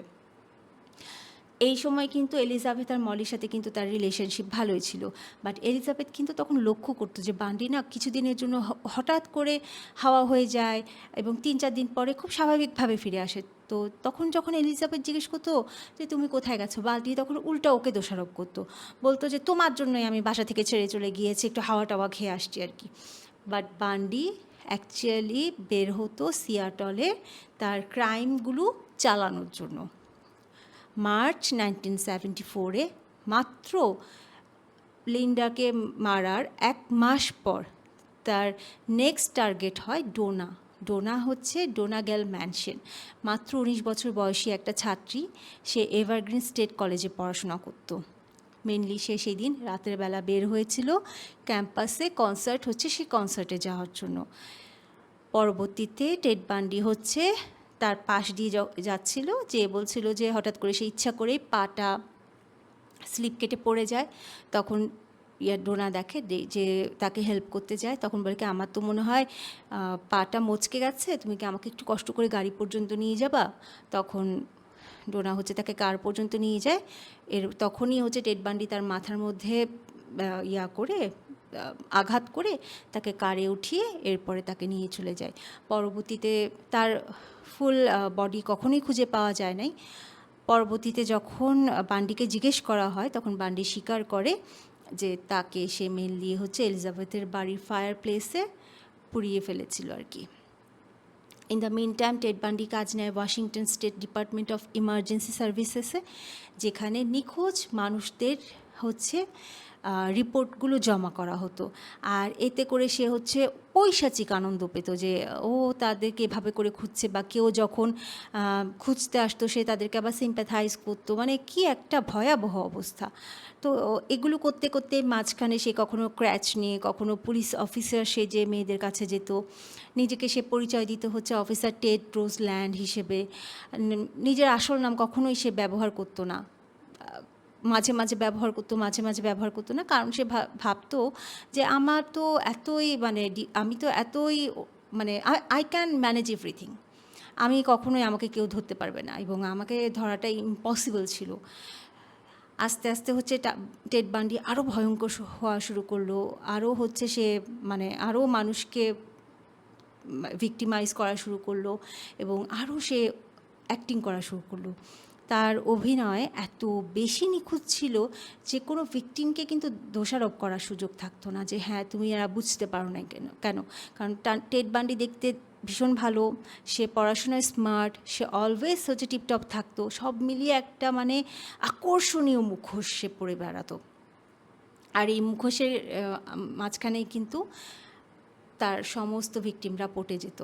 তো এপ্রিল 1974-এ ওয়াশিংটন স্টেটের সেন্ট্রাল কলেজ ক্যাম্পাসের মধ্যে 18 বছর বয়সী একটা ছাত্রী সুসান ইলাইন, সে কী করছিল, কাপড় ধোয়ার জন্য যাচ্ছিল, ওদের কলেজ ক্যাম্পাসের যে জায়গা থেকে ওয়াশিংয়ের জায়গাটা একটু দূরে, সেখানে যাচ্ছিল। তো সেখান থেকে টেড বান্ডি হচ্ছে তাকে কিডন্যাপ করে। কিভাবে করে, যে টেড বান্ডির হচ্ছে একটা স্লিং ব্যবহার করে সে হচ্ছে হাতে ইনজুর্ড হয়েছে, এটা ভান করে যে সে ইনজুর্ড হয়েছে। তাকে বলে যে তুমি আমাকে প্লিজ একটু পৌঁছে দিয়ে আসো, আমারও ক্যাম্পাসের রুমটা হচ্ছে এরকম কোনো একটা নাম্বার বলে। তো সেই মেয়েটাকে নিয়ে সে এমন কর্নারে যায় যেই কর্নারটা পুরা যেখানে কোনো লোকজন আর কি আসা যাওয়া করে না, একদম সেপারেট একটা জায়গা। সেখানে নিয়ে যাবার পরে মেয়েটাকে সে হচ্ছে ওই আবার একই প্রসেসে ফার্স্টে হচ্ছে সেন্সলেস করে তারপর গাড়িতে উঠায় নিয়ে চলে যায়। পরবর্তীতে তাকেও সে মেরে ফেলে, কারণ টেড বান্ডি মোটামুটি কোনো ভিকটিমকে সে জীবিত রাখেনি। তো এর ঠিক পরের মাসের মে মাসে 1974-এ Roberta Kathleen Parks Oregon State University থেকে হারিয়ে যায়। পরবর্তীতে তার হচ্ছে মাথার খুলি পড়ে থাকতে পাওয়া যায়, এবং সেটাও একদম ওই যে টেলর মাউন্টেনের মধ্যে। টেলর মাউন্টেন জায়গাটাতেই ম্যাক্সিমাম হচ্ছে ভিকটিমের লেফট ওভার বডি পার্টস পাওয়া যায়। তো শুরুতে তো টেড বান্ডি হচ্ছে তার ভিকটিমদেরকে রেপ করে তারপরে মেরে ফেলে লাশগুলোকে একদম ফেলে রাখতো, যাতে করে তারা হচ্ছে ওয়েদারের থেকে আস্তে আস্তে করে হয়ে যায় আর কি, পচে যায়। তো জুন 1974 সে হচ্ছে আরও বেশি ভয়ঙ্কর হয়ে গেল, কারণ এটা একটা সিরিয়াল কিলারদের একটা নর্মাল প্রসেস। তারা মানে একটার পর একটা মানে ভয়ঙ্কর ধাপের দিকেই আগাতে থাকে, তারা কখনো মানে অল্প স্বল্পতে থাকে না। তো যেটা হওয়া শুরু করলো, 1 জুন বান্ডি হচ্ছে 22 বছর বয়সের ব্লেন্ডা বল বলে একটা মেয়েকে মানে কিডন্যাপ করে, এবং পরবর্তীতে যখন সারাউন্ডিংসে কোয়েশ্চেন করা হয় যে কার সাথে সে গিয়েছিল, তখন সারাউন্ডিংস বলে কি যে এমন একটা ভদ্রলোকের সাথে গিয়েছে, তার হাতে স্লিং ছিল এবং সেই ব্যক্তিটা হচ্ছে এরকম এরকম, মানে পুরো ফেশিয়াল মানে ডেসক্রিপশনস দেবার পরেও হচ্ছে তাদেরকে খুঁজে পাওয়া যায় না। পরবর্তীতে একদম মানে 10 দিন পরে 11 জুনে তার হচ্ছে মাথার খুলিটা পাওয়া যায় সেই একই জায়গায়, টেইলর মাউন্টেনে। যেই দিন তার হচ্ছে মাথার খুলিটা পাওয়া যায় সেই দিনেই হচ্ছে 11 জুন 18 বছরের হচ্ছে জর্জিয়া হকিন্স ওয়াশিংটন ইউনিভার্সিটির বাইরে থেকে নিখোঁজ হয়ে যায়। ওই একইভাবে যে যখন জিজ্ঞেস করা হয় যে কিভাবে হারিয়ে গেল, বা আশেপাশে যাদেরকে জিজ্ঞেস করা হয় যে কার সাথে শেষবার তোমরা দেখেছিলে, তখন তারা বলে কি ওই যে একটা লোক, যেই ফেশিয়াল ডেসক্রিপশন হুবহু সেম ডেসক্রিপশন। বাট এবার তারা বলে কি সেই ভদ্রলোক হচ্ছে ক্র্যাচ হাতে নিয়ে হাঁটছিল এবং অন্য হাতে একটা ব্রিফকেস ছিল। আর তার সাথে হচ্ছে যে সে যখন ক্র্যাচ হাতে নিয়ে হাঁটছিল তখন হচ্ছে যে কী বলে যে জর্জিয়ানকে আমরা হাসতে দেখেছিলাম, তার সাথে খুব হেসে হেসে কথা বলতে বলতে যাচ্ছিলো, সেই ছেলেও হাসতে হাসতে যাচ্ছিলো। তো বান্ডি তো ফার্স্টে সেন্সলেস করে তারপরে হচ্ছে মেরে ফেলে। এরপরে সে কী করতো, মানে ভয়ঙ্কর কাজ করতো, মানে আচ্ছা এটা না বলি, এটা আমার বলতে ইচ্ছে করছে না। তো এই 11 জুন পর্যন্ত টেড বান্ডি হচ্ছে মোটামুটি 6 জন মহিলাকে মেরে ফেলেছে, এবং এরপর থেকে সে হচ্ছে এই মহিলাদেরকে যে মারতো সে শুধুমাত্র মানে মেরে ফার্স্টে তাদেরকে একদম পুরা মানে করে ফেলতো, মানে রক্তাক্ত করে ফেলতো, এবং তারপরে তাদেরকে রেপ করে টোরে হচ্ছে মেরে ফেলতো। কি ভয়াবহ একটা লোক। তো জুলাই 1974 বান্ডি আরও বেশি অ্যাডভেঞ্চারাস হয়ে উঠল। সে জুলাই মাসে 1974 থেকে একই দিনে একই দুপুরে একসাথে 2 জন করে হচ্ছে মহিলাকে কিডন্যাপ করা শুরু করলো। 14 জুলাই সে হচ্ছে সিয়াটলের কাছে লেক সামাসিস স্টেট পার্কে বান্ডি ওই সেমভাবে হাতে স্লিং বেঁধে নিজেকে হচ্ছে আহত দেখায় মহিলাদের কাছে হেল্প চাচ্ছিল, বলল যে আমার নাম টেড। তো সেই দিন ফার্স্ট একজন মহিলা সন্দেহ করে না ফার্স্টে ওকে হেল্প করার জন্য গাড়ি পর্যন্ত নিয়ে যাচ্ছিল, কিন্তু হঠাৎ না তার জানি কী সন্দেহ হয়, সে দেখে কি টেড বান্ডি যে হাতে স্লিংটা বেঁধে রাখে, এই যেভাবে করে করে যাচ্ছে ওকে না, ও না কেমন জানি কথা বলতে বলতে হাত মনে হয় নাড়িয়েছিল। তো ওই মহিলা সন্দেহ করার সাথে সাথে সে কী করে, মাঝ রাস্তায় এসে দৌড় মেরে পালিয়ে যায়। বাট কিছুক্ষণ পরে জেনিস অ্যান বলে আরেকটা মেয়ে আবার হচ্ছে ওর সাথে হাঁটতে হাঁটতে গাড়ির দিকে যায় এবং বান্ডি হচ্ছে তাকে কিডন্যাপ করে। তো যেই মোমেন্টে জেনিস অ্যানকে কিডন্যাপ করে তার ঠিক 4 ঘন্টা পরে সে হচ্ছে আরেকজন মহিলা ডেনিস মেরি নাসলান, তাকেও হচ্ছে কিডন্যাপ করে। তো পরবর্তীতে যখন হচ্ছে টেডকে কনফ্রন্টেশন করা হয়, ইনভেস্টিগেশন অফিসাররা জিজ্ঞেস করলে সে বলে কি যে ডেনিসকে আমি হচ্ছে বেঁচে থাকা অবস্থায় আমি বাধ্য করি নাসল্যান্ডকে কিভাবে আমি মারি সেটা দেখতে। এরপরে তাকে দেখে বলি যে তুমি দেখবা, এরপরে তোমাকেও আমি এভাবে করে করব। তো সেদিন যে মহিলাটা পরবর্তীতে পালিয়ে গিয়েছিল, সে কিন্তু যখন জানতে পারে যে এরকম 2 জন মহিলা মারা গিয়েছে বা খুঁজে পাওয়া যাচ্ছে না, সে কিন্তু পুলিশের কাছে গিয়ে সে কী করেছে, টেড বান্ডির পুরোপুরি বিস্তারিত বর্ণনা দেয়। কারণ তখন তো টেড সবার কাছে গিয়ে বলছে মাই নেম ইজ টেড। তো সে বলে যে নাম ছিল টেড, তার হচ্ছে হেয়ার কালার এরকম ব্রাইট গোল্ডেন কালার ছিল, হাইট ছিল 5 ফুট 10 ইঞ্চি, ভক্সওয়াগন বিটল নিয়ে যাচ্ছিল ব্রাউন কালারে, একদম হুবহু পুঙ্খানুপুঙ্খভাবে সেই মেয়েটা হচ্ছে কিন্তু দেয়, মানে একদম তার হচ্ছে বর্ণনা দেয়। এই বর্ণনা থেকে প্রথমবারের মতো টেড বান্ডির একটা স্কেচ তৈরি করা হয়। মোটামুটি অনেকেই চিনতে পারে, কিন্তু পুলিশের কাছে মনে হয় যে না, এ হবে না, হয়তো ওর কাছাকাছি কারো কথা বলছে, বাট এ হওয়ার প্রশ্নে আসে না। কারণ বলেছি না, টেড বান্ডি সেই ক্যারিসমাটিক একটা ক্যারেক্টার ছিল, সে সবাইকে কিন্তু তার ক্যাপচার করে রাখতে পারতো। সেই মোমেন্টে কিন্তু টেড বান্ডি সিয়াটলের সুইসাইড হটলাইনে কাজ করতো, হ্যাঁ। আর সিয়াটলের যে ক্রাইম প্রিভেনশন কমিটি ছিল, সেই ক্রাইম প্রিভেনশন কমিটির হেড অফ দ্য ডিরেক্টর হিসেবেও কিন্তু হয়েছিল, প্রমোটেড হয়েছিল। কি অদ্ভুত অবস্থা, একটা কিলার সে হবে হবে হচ্ছে ক্রাইম প্রিভেনশন কমিটির হেড। মাই গড, যে ক্রাইম করতেছে সেই ক্রাইমের হেড।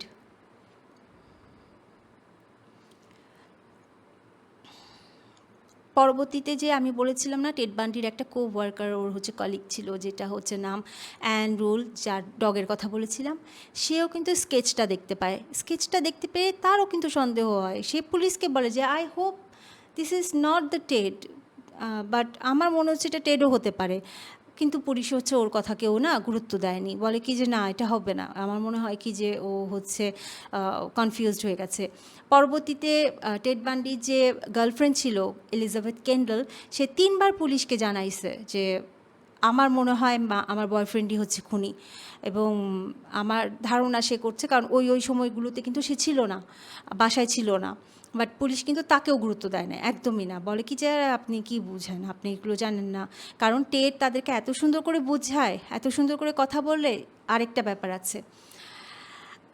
আছে, সেটা হচ্ছে পুলিশ অফিসাররা যখন বসে বা গল্প করে, টেড তখন তাদেরকে $200 করে টিপস দিত, তাদের সাথে হচ্ছে গল্প করতো, তাদের গায়ে হাত দিয়ে দিয়ে হচ্ছে প্যাট করে করে তাদের সাথে এমন গল্প করতো, এত স্টুপিডের মতো কথা বলতো। ওরা ভাবতো কি এই ছেলে তো বোকার মতো কথা বলে, এই ছেলে তো এগুলো করার প্রশ্নই আসে না। বাট টেড বান্ডির এই যে কথাগুলো যদি জানতো, তাহলে পরবর্তীতে কিন্তু আরও যারা মারা গিয়েছে তাদের হয়তো বা ক্রাইমটা তারা বন্ধ করতে পারতো। মানুষ প্রথমেই নো দিয়ে সব কিছু স্টার্ট করে, তো এটা আসলে উচিত না। কারণ তারা হচ্ছে মানে পরবর্তীতে পুলিশের কাছে আরও 6জন মানুষ ফোন দিয়ে বলেছিল যে স্কেচে দেখা লোকটা টেড বান্ডি হতে পারে, কিন্তু পুলিশ বলছিল একটা এত ক্লিন ল পড়ে, সে কীভাবে সিরিয়াল কিলার হবে। পুলিশ যদি একটু গুরুত্ব দিত তাহলে হয়তো পরের অকারেন্সগুলো হতো না। তো সেই মোমেন্টে পুলিশের বাড়িয়ে দেয়, টহল বাড়িয়ে দেয়। তো চাপ বাড়তে থাকায় টেড বান্ডি তখন সিয়াটল ছেড়ে চলে যায়। সিয়াটল ছেড়ে সে সল্ট লেক সিটি, উটাহে চলে যায়। সেখানে সে আবার লতে ভর্তি হয়, এমনকি চার্চে গিয়ে সে ব্যাপটিজম শুরু করে, এবং সেটা মেনলি শুরু করে হচ্ছে সে ইমেজ তৈরি করার জন্য। উটাহে গিয়ে বান্ডি হচ্ছে কিছুদিনের জন্য, মানে ফর দ্য টাইম বিইং, সে তার এই কিলিংয়ের অ্যাক্টিভিটিগুলো একদম কমানোর চেষ্টা করে, এবং নিজেকে বোঝাতে থাকে যে আমি শুধুমাত্র কিডন্যাপ করব, আমি রেপ করব, তারপরে ছেড়ে দিব। বাট শেষ পর্যন্ত সেগুলো কিছুই করে না, সে আবার মারা শুরু করে। এরপরে উটাহে যাবার পরে তার ফার্স্ট যে ভিকটিম ছিল, তার নাম ছিল ন্যান্সি উইলকক্স। নেক্সটে ছিল হচ্ছে ম্যালিসা অ্যান স্মিথ, এরপরে লরা অ্যান এমি, এবং প্রত্যেকেরই লাশ পড়েছিল উটাহের পাহাড়ে, এবং তাদেরকে মেরে ফেলার পরে তাদের ফেসটাকে একেবারে মানে নষ্ট করে দেওয়া হয়েছিল। এদের মাঝখানে আরেকজন ভিকটিম ছিল, তার নাম হচ্ছে রোন্ডা স্ট্যাপলি। সে কিন্তু মারা যায় নাই, সে কিন্তু বেঁচে ছিল। বাট হচ্ছে মানে টেড বান্ডি হচ্ছে বুঝতে পারেনি। তার ঘটনা হচ্ছে উনি রোন্ডা যিনি, উনি একদিন অপেক্ষা করছিল বাসের জন্য, বাস স্টেশনে। তো টেড বান্ডি হচ্ছে তার পাশে গাড়ি রাখে এবং বলে কি যে তুমি কি আমাকে একটু অমুক অমুক প্লেসটা দেখিয়ে দিতে পারবা, আমি চিনি না। তো বলে কি হ্যাঁ দেখিয়ে দিতে পারবো। তো টেড বান্ডি তাকে গাড়িতে তুলে তারপরে কটনউড ক্যানিয়নের কাছে গিয়ে সে হচ্ছে তাকে রেপ করে। কয়েক সেকেন্ডের জন্য বান্ডি একটু মানে হয়ে গিয়েছিল, কনসেন্ট্রেশন অন্যদিকে চলে গিয়েছিল, অন্য কাজ করছিল। তখন রোন্ডা কী করে, তাড়াতাড়ি করে গেট খুলে দৌড় মেরে পালিয়ে যায়। পালাতে পালাতে নদীতে পড়ে যায়, এবং মানে এত বেশি নদীতে পড়ে যাওয়ার কারণে এত বেশি স্রোত থাকে যে ওই স্রোতের কারণে হচ্ছে বান্ডির হাত থেকে সে বেঁচে যায়। তবে সবচাইতে আফসোসের ব্যাপার যেটা, সেটা হচ্ছে যে সমাজের ভয়, মানুষের লজ্জার কারণে হচ্ছে 40 বছর পর্যন্ত কাউকে সে কিচ্ছু জানতে দেয় নাই। তো এই সময় এলিজাবেথ কেন্ডালের সাথে বান্ডির কিন্তু সম্পর্ক ছিল, বাট বান্ডির অ্যাক্টিভিটি নেচার খুব অদ্ভুত অদ্ভুত হয়ে উঠছিল। রাতের বেলায় হঠাৎ করে সে মানে অদৃশ্য হয়ে যাচ্ছিল। বিভিন্ন মহিলাদের হচ্ছে কাপড় চোপড়, তারপরে বিভিন্ন মানে কি বলবো মেডিকেল কিটস এগুলো পাওয়া যাওয়া শুরু করলো। তারপরেও কিন্তু এলিজাবেথ হচ্ছে বিশ্বাস করতো না যে টেড হচ্ছে আসলে খুনি, কারণ চারপাশে তার কানের মধ্যে তো কান পরা দেওয়ার লোকের অভাব হয় না। তারা প্রত্যেকে একটা একটা করেই বলতো সে কি এডুকেটেড, কি দেখতে সুন্দর, কি সফল একটা ব্যক্তি, সে কখনোই এমন কাজ করতে পারবে না। কিন্তু 8th November 1974, the moment of truth, এই দিনটায় আমাদের বান্ডি ধরা পড়ে। পড়তে পড়ে আর কি। হ্যাঁ, টেড বান্ডি ওই সময় নিজেকে পুলিশ অফিসার টেড রোজল্যান্ড নাম দিয়ে একটা 18 ইয়ার্স ওল্ডের ক্যারেল ডুরার্জকে বলে, এই তোমার নামে একটা মামলা হয়েছে, তোমার নাম ক্যারেল? ইয়েস, আমার নাম ক্যারেল। তুমি অমুকের গাড়ি ভেঙেছো, তোমাকে থানায় যেতে হবে। প্রথমে তো ডুরান্স বিশ্বাস করে যে হ্যাঁ হয়তো বা যেহেতু পুলিশ অফিসার গাড়িতে উঠে, হঠাৎ করে তার না বুঝতে পারে যে আচ্ছা সামথিং ইজ ভেরি রং। আমরা তো থানার রাস্তার দিকে যাচ্ছি না। বান্ডি হঠাৎ করে কোল্ড হয়ে যায়, ওকে জিজ্ঞেস করছে, এই স্যার আমরা কোথায় যাচ্ছি? চুপ। স্যার আমরা কোথায় যাচ্ছি? চুপ। স্যার আমরা কোথায় যাচ্ছি? বান্ডির সাথে সাথে পকেট থেকে হ্যান্ডকাফ বের করে, ওকে হ্যান্ডকাফ পরায় দেয়, বন্দুক দেখিয়ে ভয় দেখায়, বলে বসে থাকো। ডুরান্স হচ্ছে যখন দেখে একটা সিগনালে গাড়ি দাঁড়ায়, সাথে সাথে সে হচ্ছে গ্লাসটা নামিয়ে, একটা কাপল পাশে ছিল তাদেরকে মানে চিৎকার করতে থাকে এবং তখন টেড বান্ডি ভয় পেয়ে গাড়ির দরজাটা তাড়াতাড়ি করে ও খুলে নেমে যায়। টেড বান্ডি তখন আর ওকে ফলো করে না এবং ওই কাপলদের হেল্পে সে হচ্ছে পুলিশ স্টেশনে পৌঁছায়। এর ঠিক কয়েক ঘন্টা পরে বান্ডি হচ্ছে আবারও কিডন্যাপ করার চেষ্টা করে আরেকজনকে। এবার 17 বছরের ডেবি কেন্টকে আবার কিডন্যাপ করে এবং তার আবার লাশ খুঁজে পাওয়া যায় না। এবং তবে সবচাইতে যেটা মানে এভিডেন্স হিসেবে সে যে কাজটা করে, ওকে যখন ডেবি কন্টকে যখন সে কিডন্যাপ করে তখন সে পার্কিং লটে তার হচ্ছে চাবির বান্ডিলের একটা চাবি ফেলে চলে যায় এবং যেটা ডুরান্সের যে হ্যান্ডকাফ থাকে সে হ্যান্ডকাফের সাথে একদম মিলে যায়, কারণ ওর তো দুইটা হাত এভাবে বন্ধ ছিল। তো ওইটার যে চাবিটা সেটা হচ্ছে ডেবি কেন্টকে সে মানে ডুরান্সকে যখন সে কিডন্যাপ করে তার কয়েক ঘন্টা পরে সে আরেকজনকে কিডন্যাপ করে না, সে আরেকজনকে কিডন্যাপ যেই জায়গা থেকে করে ওখানের মধ্যে সে হচ্ছে চাবিটা ফেলে চলে যায়। তখন গিয়ে মানে সেটা একটা এভিডেন্স হিসেবে কাজ হয়। সেদিন হাইওয়ে পেট্রোলিংয়ের সময় পুলিশ কী করে, বান্ডিকে গাড়ি থামাতে বলে এবং তার গাড়িতে যা যা পাওয়া যায় সেটা খুবই মানে ইজিলি বোঝা যায় যে এখানে সে একটা মানে মার্ডার কিট নিয়ে ঘুরে বেড়াচ্ছে। তার গাড়িতে পাওয়া যায় স্কি মাস্ক, তারপর প্যান্টি হোজ দিয়ে বানানো মাস্ক, ক্রবার, তারপর হচ্ছে হ্যান্ডকাফ, দড়ি, আইস পিক, ট্র্যাশ ব্যাগ, এভরিথিং। মানে সব মিলায় মনে হচ্ছে রেপ কিট আর মার্ডার কিট। তো তারপরও কেন জানি না আমি, পুলিশ হচ্ছে তাকে সরাসরি মার্ডারের সাথে কিন্তু রিলেট করে না, বলে কি যে তুমি ডুরান্সের এভিডেন্স অনুযায়ী তুমি হচ্ছে হয়তো বা করেছো, কি বলে এটাকে, কিডন্যাপ করেছো। ডুরান্স যখন এভিডেন্স দিতে আসে তখন প্রত্যেকটা টু দ্য পয়েন্টে পুলিশ লিখে রাখে। 1976-এ সে হচ্ছে তাকে ফার্স্ট দোষী সাব্যস্ত করা হয় এবং মেনলি করা হয় তাকে শুধুমাত্র কিডন্যাপিংয়ের জন্য। হ্যাঁ, আর ওটাতে তখন 1 থেকে 15 বছরের তাকে হচ্ছে জেলের জন্য পানিশমেন্ট করা হয়। পরে তাকে কলোরাডোতে পাঠানো হয়, যেখানে তিনি হচ্ছে ক্যারেন ক্যাম্বেলের মার্ডারের জন্য সে পানিশড হয় এবং এখানেই বান্ডি আরেকটা গেম শুরু করে। সেই গেমটা হচ্ছে, বান্ডি তো ভীষণ পরিমাণে বুদ্ধিমান ছিল, তো সে যখন কোর্টে যাবার পরে ওই সময় যেটা ছিল যে যদি জাজ পারমিট করে তাহলে তখনকার নিয়ম অনুযায়ী আসামি সে কিন্তু নিজেই নিজের লয়ার হতে পারবে। সে কিন্তু নিজেই বলতে পারবে যে আমি হচ্ছে আমার ইয়াগুলো দিব।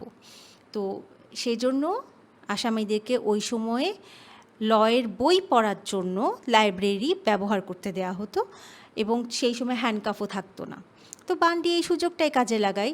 তো বান্ডি নিজেকে হচ্ছে মানে লয়ার হিসেবে নিবে যে আমি আমার লয়ার।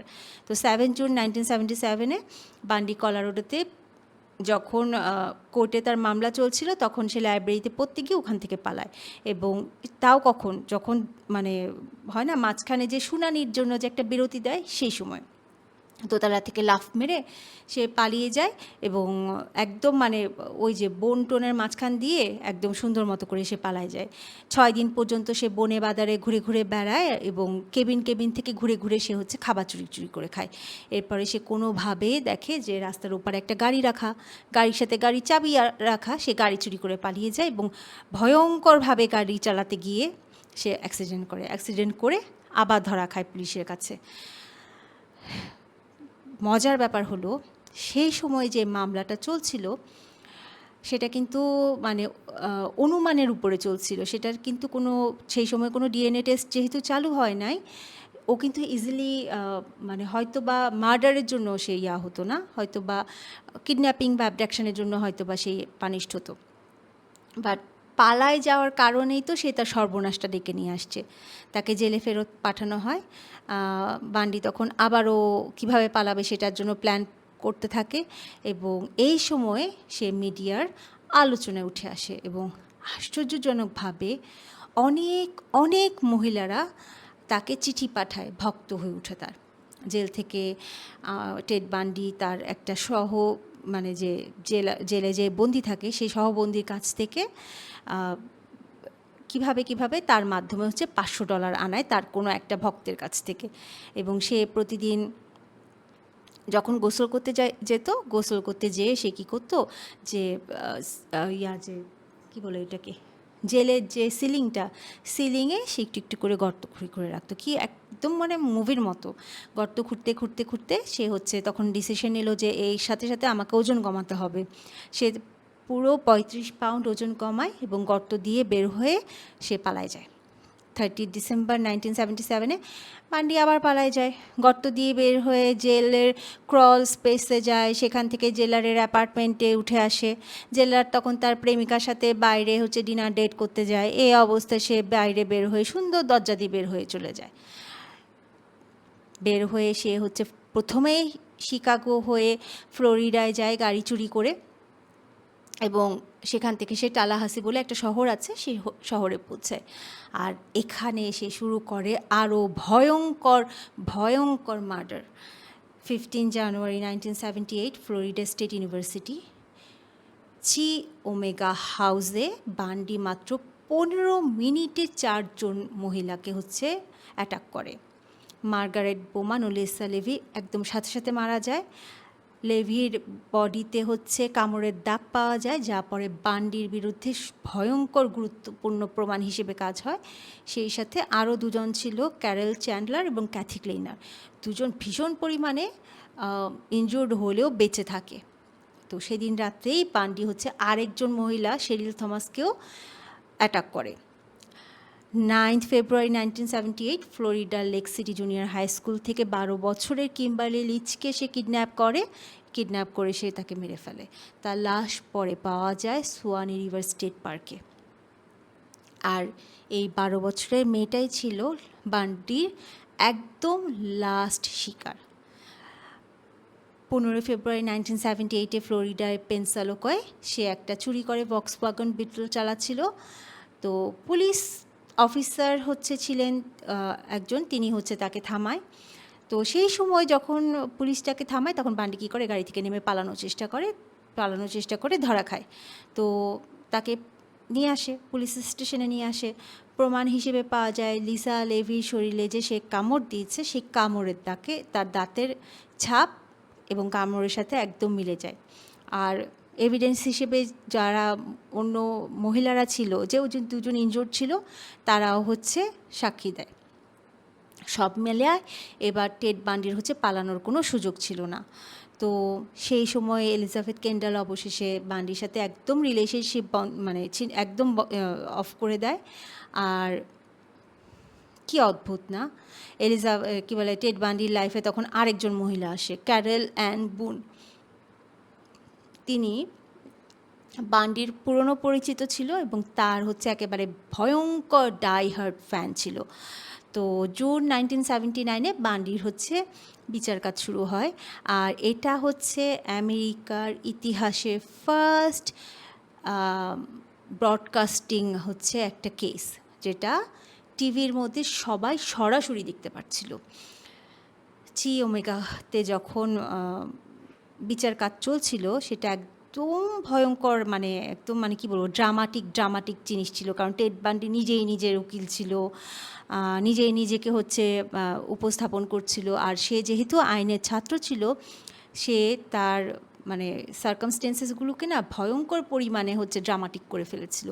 কথাবার্তাগুলো হচ্ছে অন্য লেভেলে, সবাই হচ্ছে হাঁ করে শুনছিল।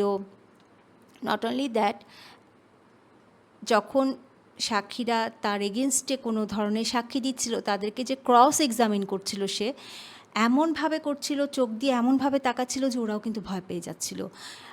জাজের সাথে সে তর্ক করছিল, মানে সব কিছুই মানে মিডিয়ার সামনে হচ্ছিল, এবং মিডিয়ার মানে ভালোই সে দৃষ্টি আকর্ষণ করছিল। ভয়ঙ্কর লেভেলে সে মানে আত্মবিশ্বাসী ছিল, ভীষণ হাসি খুশি ছিল, এবং সবসময় যে ওখানে যে সে যখন বিচার কাজ চলছিল, তখন সে সবাইকে ছোটো করে করে কথা বলতেছিল। একদম ক্লাসিক নার্সিসিস্ট যেটাকে বলা হয়ে থাকে। নিজের সম্পর্কে সে থার্ড পার্সন হিসেবে সে কথা বলছিল। মানে সে নিজেকে বলছিল না, বলছিল অমুক অমুক করে করে, মানে নিজেকে সে থার্ড পার্সন হিসেবে ধরছিল, অ্যাজ ইফ সে হচ্ছে নিজে মানে লাইসেন্সড লয়ার। প্রসিকিউশনের হাতে তখন সবচাইতে শক্তিশালী যেই এভিডেন্সটা ছিল, সেটা হচ্ছে বাইট মার্ক। হ্যাঁ, বাইট মার্কটা অ্যানালাইসিস করা। তো লিসা লেভির বডিতে তো সেই বাইট মার্কটা পাওয়া গিয়েছিল, যেটা বান্ডির দাঁতের সাথে একদম হুবহু পুরোপুরি মিলে গিয়েছিল। তো বান্ডি সেই মোমেন্টে তার নিজের ডিফেন্সে কী বলেছে জানেন? সে নিজের ডিফেন্সে বলছে, আমার তো দাঁত পড়ে ভেঙে গিয়েছে, এটা তো হওয়ার প্রশ্ন আসে না, আমার দাঁত পড়ে ভেঙে গিয়েছিল মাটিতে, সামবাডি ওটা নিয়েছে, নিয়ে হচ্ছে ওটার সাথে ওটা অ্যাটাচ করে দিয়েছে যাতে করে আমি ফেঁসে যাই। বাট ফরেন্সিক এভিডেন্সের মাধ্যমে প্রমাণ হয় যে কামড়ের দাগ তার দাঁতের সঙ্গে এমনভাবে মিলেছে যে এটা কেউ উঠিয়ে এটা করতে পারবে না। তার যে গামেরই প্রেশারটা ওখানে আছে। আর সেই সাথে তো বেঁচে যাওয়া যেই ভিকটিমগুলা ছিল, যেমন ক্যাথি ক্লেইনার, ক্যারেন চ্যান্ডলার, যেগুলো যে সে হচ্ছে পরবর্তীতে যারা বেঁচে গিয়েছিল, তারা তো ছিলই। তো আদালতে তারা হচ্ছে তাদের ভয়ঙ্কর মানে অভিজ্ঞতাগুলোকে তারা হচ্ছে একদম ডিসক্রাইব করে। আর এতে করেই হচ্ছে প্রসিকিউশনের কিন্তু মামলাটা আরও বেশি স্ট্রং হয়ে যায়। তো এরপরেই বান্ডি মানে কোর্টে খুব অদ্ভুত ধরনের অ্যাক্টিভিটি করা শুরু করে। এমনভাবে তাকাতো, এত অসম্মানজনক কোয়েশ্চেন করতো, মানে ভয়াবহ পরিমাণে সে হচ্ছে ফ্যামিলিদেরকে ডিমিন করতো, যেগুলো টেলিভিশনে দেখার কারণে যারা পাবলিক ছিল তারা না খুবই মানে মিক্সড রিয়াকশন দেওয়া শুরু করলো। কেউ তাকে হচ্ছে দেখে ভয় পেত, আবার কেউ হচ্ছে তার ক্যারিসমা, তার মানে মাথায় যে বুদ্ধি দিয়ে কথা বলতো, সেগুলো দেখে খুবই আকৃষ্ট হতো। তার মানে কোর্ট হাউসেও কিন্তু তার ফ্যানরা দাঁড়িয়ে থাকতো, মেনলি মহিলারা। কেউ তার মতো ড্রেস আপ করে আসতো, হেয়ার স্টাইল করে আসতো, আর বান্ডি হচ্ছে তাদের সামনে নিজেকে খুব সুন্দর করে তারা হচ্ছে এক্সিবিট করতো। মানে বান্ডি তাদেরকে খুব ফুল দিচ্ছে, এটা সেটা দিচ্ছে, এমনভাবে করছে যেন একটা সার্কাস চলতেছে। তো সব কিছু মিলায় মানে হচ্ছে একদম মানে ক্যাওয়াস। তো আমেরিকার ইতিহাসে একদম পাবলিকের জন্য সবচাইতে আলোচিত একটা বিচার কাজ হয়ে উঠেছিল সেটা। তো বান্ডির এভিডেন্স ভীষণ পরিমাণে দুর্বল ছিল। সে ফরেন্সিককে যে এভিডেন্সটা ছিল, সেটাকে প্রথমে চেয়েছিল যে করতে, বাদ দিয়ে দিতে। আর কামড়ে যে দাগটা ছিল, সেটা হচ্ছে সে বলতে চেয়েছিল যে না, এটা তার না, কিন্তু এটা হয়নি। পরবর্তীতে জুরি মাত্র 7 ঘন্টার মধ্যে জুরি যারা থাকে তারা হচ্ছে বান্ডিকে দোষী সাব্যস্ত করে মার্গারেট বোমান আর লিসা লেভির মার্ডারের জন্য, এবং আরও 3 জন মহিলাকে অ্যাটাক করার জন্য। এবং কোর্ট হচ্ছে তখন তাকে ডেথ পেনাল্টি দেয়। সেই সময় হচ্ছে কোর্টে তখন জাজ ছিলেন এডওয়ার্ড কার্ট। তিনি বলেন যে এটা হচ্ছে এমন একটা মানবতার একটা ভয়ঙ্কর হচ্ছে অপচয়। একটা ভীষণ বুদ্ধিমান, একটা ভালো আইনজীবী হতে পারতো এই ছেলেটা। সে যে পথটা বেছে নিয়েছে, সেটার থেকে কিন্তু সে হচ্ছে সেটাকে যদি সে কাজে লাগাতো, তাহলে সে কিন্তু একটা মানে সোসাইটির জন্য সে কিন্তু একটা অ্যাসেট হয়ে কাজ করতে পারত। এরপরে চি ওমেগা হত্যার রায়ের পরে বান্ডিকে আবারও বিচার করা হয় ওই যে 12 বছরে কিম্বারলি লিচ কে করার জন্য, মার্ডার করার জন্য। 1980-তে সে আবারও দোষী সাব্যস্ত হয় এবং তার জন্য আবার সেকেন্ড একটা ডেথ পেনাল্টি দেওয়া হয়। এরপরে বান্ডি বারবার আপিল করে, ফরেন্সিক প্রমাণ, জুরি সব কিছু নিয়ে প্রশ্ন তোলে, কিন্তু কোনো আপিলই তার কাজে আসে না, সমস্ত আপিলগুলোকে বাতিল করা হয়। তো আগে তো ওই যে বললাম না, এলিজাবেথের পরে তো তার একটা নতুন গার্লফ্রেন্ড হয়েছিল, ক্যারেল অ্যান বুন। সে ফার্স্টে তো হচ্ছে ভাবতো যে বান্ডি একদম মানে ইনোসেন্ট। তো সে কী করে, বান্ডির যখন ট্রায়ালগুলো চলতে থাকে তখন সে কী করে ফ্লোরিডায় চলে আসে এবং বান্ডির ট্রায়াল চলাকালীন অবস্থায় তার পাশে থাকার চেষ্টা করে। তো 1980-তে যখন কী বলে এটাকে, কিম্বারলি লিচকে যখন হত্যার রায় দেওয়া হয়, সে পুরো কোর্ট হাউসে বান্ডি সবাইকে দেখায় বোনকে হচ্ছে বিয়ের প্রস্তাব দেয়, প্রপোজ করে। তো সেই মোমেন্টে যেটা হয়ে থাকে যে ফ্লোরিডার আইন অনুযায়ী যে কোনো ব্যক্তি যদি কোর্টের মধ্যে কাউকে মানে প্রপোজ করে তাহলে সেটা ভ্যালিড ম্যারেজ হিসেবেই মানে কাউন্ট করা হবে। তো বান্ডি তখন কোর্টের মধ্যেই বোনকে বিয়ে করে ফেলে। পরবর্তীতে বোন হচ্ছে কনসিভও করে এবং 1982-তে তাদের একটা মেয়ে হয়, রোজ। তো সে মানে পরবর্তীতে বোন যে কনসিভ করে, তাদের যে একটা মেয়ে হয় রোজ, তো বোন বলছে সেটা বান্ডির ছেলে মেয়ে, বাট বান্ডি বলে কি এটা আমার মেয়ে না। তো ইন দ্য মিন টাইম তাদের রিলেশনশিপও ভেঙে যায়, কারণ বান্ডি যখন এক একটা কনফেশন দেওয়া শুরু করে তখন বোন তাকে ছেড়ে দিয়ে চলে যায় এবং সমস্ত যোগাযোগ বন্ধ করে দেয়। 1986-এর থেকে বান্ডি হচ্ছে তার প্রত্যেকটা মার্ডারের ডিসক্রাইব করা শুরু করে, কনফেশন দেওয়া শুরু করে এবং সে একদম ডিসক্রাইব করে করে জানাতে থাকে যে সে এক একটা মার্ডার কীভাবে করেছে এবং যেভাবে করে সে বলছিল একমাত্র অরিজিনাল ক্রিমিনাল মার্ডারার ছাড়া কেউ বলতে পারবে না। এখন এখানেও কিন্তু তার একটা উদ্দেশ্য ছিল, তার উদ্দেশ্য ছিল যে তাকে যে মার্ডার দিয়েছে, ভার্ডিক্ট দিয়েছে, সেটাকে সে হচ্ছে যতটুকু টেনে নিয়ে যাওয়া যায় আর কি। শেষ পর্যন্ত 24শে জানুয়ারি 1989-এ ফ্লোরিডার স্টার্ক শহরের মধ্যে স্টেট প্রিজনে বান্ডিকে ইলেকট্রিক চেয়ারের মধ্যে রেখে মৃত্যুদণ্ড কার্যকর করা হয় সকাল 7:16 মধ্যে। শেষ মুহূর্তে বান্ডি তার তো নিজের লয়ার নাই, সে নিজের লয়ার, সে নিজেকে এবং তার ফ্রেন্ডসদের উদ্দেশ্যে একটা ভাষণ দেয়। আমি আমার পরিবার ও বন্ধুদের প্রতি ভালোবাসা জানাতে চাই। এটা মানে একটা ফালতামি ছাড়া আর কিছুই না। তুই মরবি কিছুক্ষণ পরে চেয়ারে বসে তুই হচ্ছে ভালোবাসা জানাচ্ছস। তো সে যখন মারা যায় তখন কিন্তু তার কারাগারের বাইরে ভীষণ পরিমাণে ভিড় ছিল, মানুষজন ভীষণ পরিমাণে চিৎকার করছিল খুশিতে এবং অনেক ফ্যামিলির কাছে কিন্তু এটা একটা মানে ভীষণ পরিমাণে অনেক প্রতীক্ষিত একটা সময়, কারণ তারা হচ্ছে একটা ন্যায় বিচার পাচ্ছে এই সময়টাতে। এটাই ছিল টেড বান্ডির ঘটনা। আমার মনে হয় যে প্রত্যেকটা অপরাধের গল্প কিন্তু আমাদের জন্য একটা একটা করে শিক্ষা। হ্যাঁ, এগুলো যদি আমরা মনে রাখি তাহলে কিন্তু আমরা অনেক বেশি নিরাপদে থাকব এবং এই শেখার মাধ্যমে কিন্তু আমরা হচ্ছে অবশ্যই যারা মারা গেছে তাদেরকে তো ডেফিনেটলি আমরা সম্মানও জানাবো, তাই না? আমার দেখা মানে ভয়ঙ্কর একটা ক্রিমিনাল এই টেড বান্ডি। তো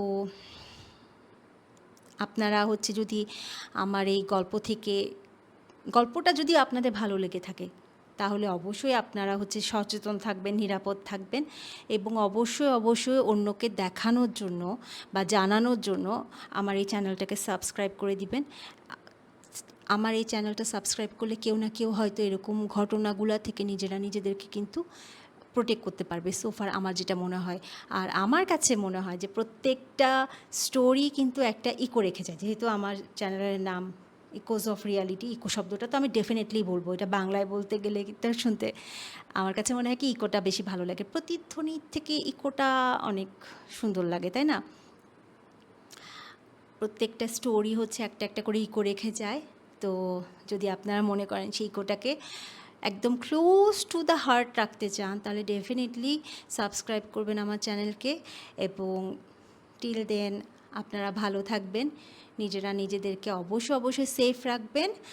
thank you so much for being with me এত লম্বা পিরিয়ড অফ টাইমের জন্য। Thank you so much. আসসালামু আলাইকুম।